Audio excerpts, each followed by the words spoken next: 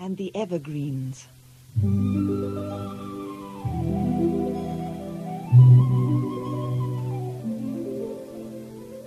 Once upon a time, when autumn was coming to an end, and the cold wind of winter was beginning to blow, one little bird was unable to fly south with the rest. He had broken one of his wings. The little bird could flap his one good wing very hard and flutter a few feet in the air, but this tired him so. He would just have to spend the winter in the north. Where will I live? And what will I eat? The little bird wondered. Maybe one of the trees in the forest will let me make a home in its branches. And maybe the tree will have berries to eat. So, flapping his wing and hopping along the ground, he made his way to a nearby birch tree. "Oh, beautiful birch tree," the bird said. "I have broken my wing, and I can't fly south for the winter. May I make a home in your branches just until the spring?" "Absolutely not," replied the birch tree. "I can't have you breaking twigs off my branches and making a messy nest on one of my limbs. I have my appearance to think of," she said, and shooed the little bird away. "The birch tree is not as strong as other trees," the bird thought to himself. "Maybe her limbs could not hold me. I will ask the oak." And the bird hopped along until he came upon the largest oak tree he could find. "Oh, mighty oak tree," the little bird called, "will you let me build a nest on your strong limbs? I just need a safe home until the spring." "Until the spring?" the oak growled. "That is months away. By that time you could have eaten all of my precious acorns. I won't have it. Now, move along." So the little bird went to the maple, the chestnut, and the sycamore, and they all sent him away for one reason or another. Finally, when he saw the willow tree, he felt certain he had found a welcome home. "Oh, gentle willow," the bird said happily, "I could not fly south this winter, for I have a broken wing. May I live among your branches just until the spring?" But the willow did not seem gentle when she heard the little bird's request. "Excuse me," said the willow, her leaves bristling.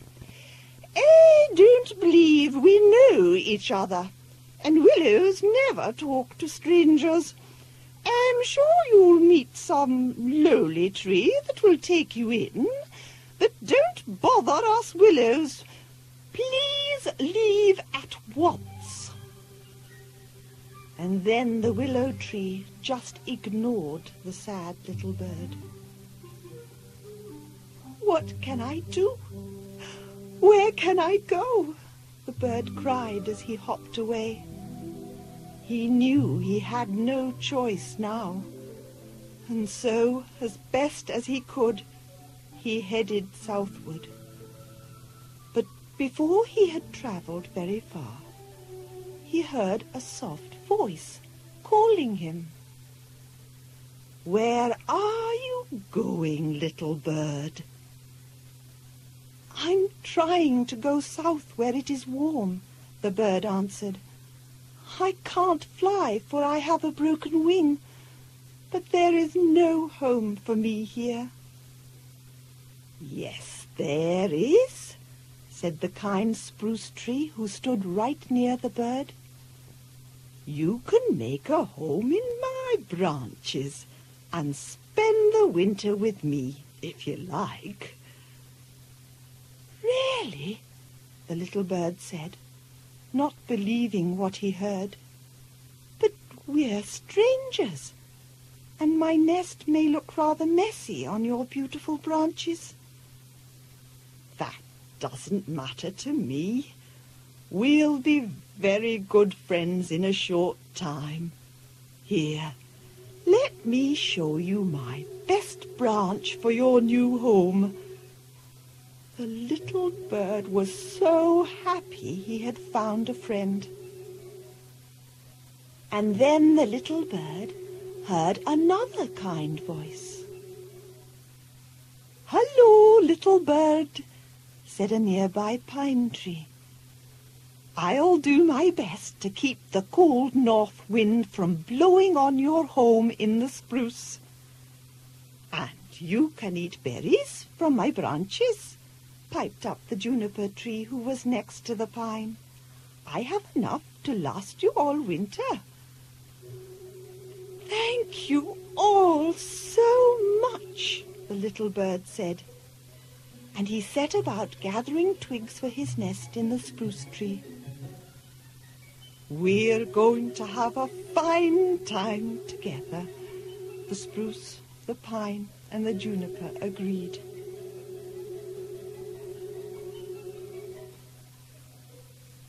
The other trees the bird had spoken to, however, did not approve of the spruce, the pine, and the juniper, let alone the little bird.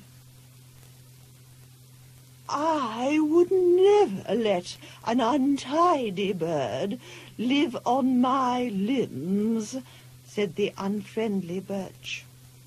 "That silly juniper is just giving away her berries," said the miserly oak. "I would not associate with the likes of them," the haughty willow said. The maple, the chestnut, and the sycamore all agreed, and as well as they could, they turned their backs on the spruce, the pine, the juniper, and the happy little bird. That very night, when the little bird was snuggled in his new nest, and the spruce, the pine, and the juniper were asleep, a cold north wind came into the forest. "May I blow on all the leaves and each branch of every tree in the forest?" the wind asked the Frost King. "No," the Frost King replied. "You may whirl and blow about each tree, except those that have helped the little bird with the broken wing.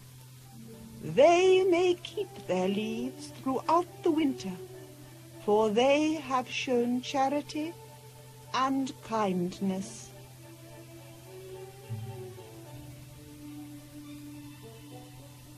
This is why the spruce, the pine, and the juniper are forever green throughout the year. So don't be surprised when you walk in the woods if you find some happy birds nestled on their branches. And when you bring a spruce or a pine into your home for Christmas, remember the goodness they have taught.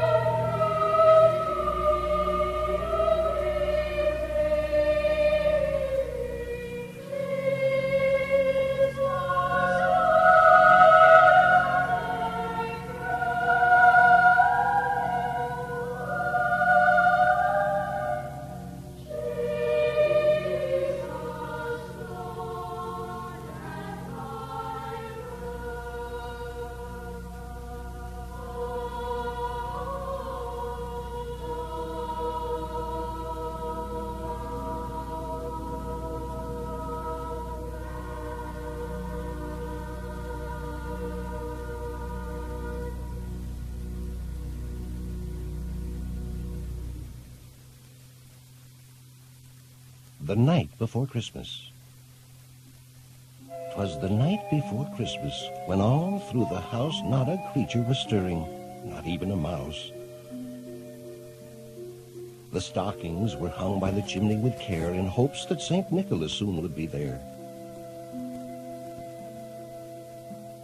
The children were nestled all snug in their beds, while visions of sugar plums danced through their heads. And Mamma in her kerchief and I in my cap had just settled down for a long winter's nap, when out on the lawn there arose such a clatter, I sprang from the bed to see what was the matter. Away to the window I flew like a flash, tore open the shutters and threw up the sash. The moon on the breast of the new fallen snow gave the luster of midday to objects below, when what to my wondering eyes should appear but a miniature sleigh and 8 tiny reindeer, with a little old driver so lively and quick, I knew in a moment it must be St. Nick.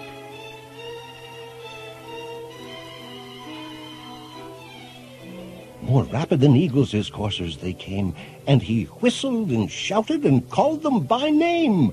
Now Dasher, now Dancer, now Prancer and Vixen, on Comet, on Cupid, on Donner and Blitzen, to the top of the porch, to the top of the wall, now dash away, dash away, dash away all.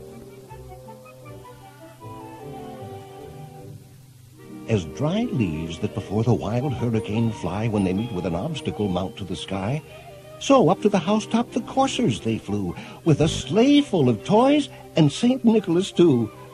And then, in a twinkling, I heard on the roof the prancing and pawing of each little hoof. As I drew in my head and was turning around, down the chimney St. Nicholas came with a bound. He was trimmed up with fur from his head to his foot, and his clothes were all tarnished with ashes and soot. A bundle of toys he had flung on his back, and he looked like a peddler just opening his pack. His eyes, how they twinkled! His dimples, how merry! His cheeks were like roses, his nose like a cherry. His droll little mouth was drawn up like a bow, and the beard on his chin was as white as the snow. The stump of a pipe he held tight in his teeth, and the smoke it encircled his head like a wreath. He had a broad face and a little round belly that shook when he laughed like a bowl full of jelly. He was chubby and plump, a right jolly old elf, and I laughed when I saw him in spite of myself. A wink of his eye and a twist of his head soon gave me to know I had nothing to dread. He spoke not a word, but went straight to his work and filled all the stockings, then turned with a jerk, and laying his finger aside of his nose, and giving a nod, up the chimney he rose. He sprang to his sleigh, to his team gave a whistle, and away they all flew like the down of a thistle. But I heard him exclaim ere he drove out of sight, "Merry Christmas to all, and to all a good night."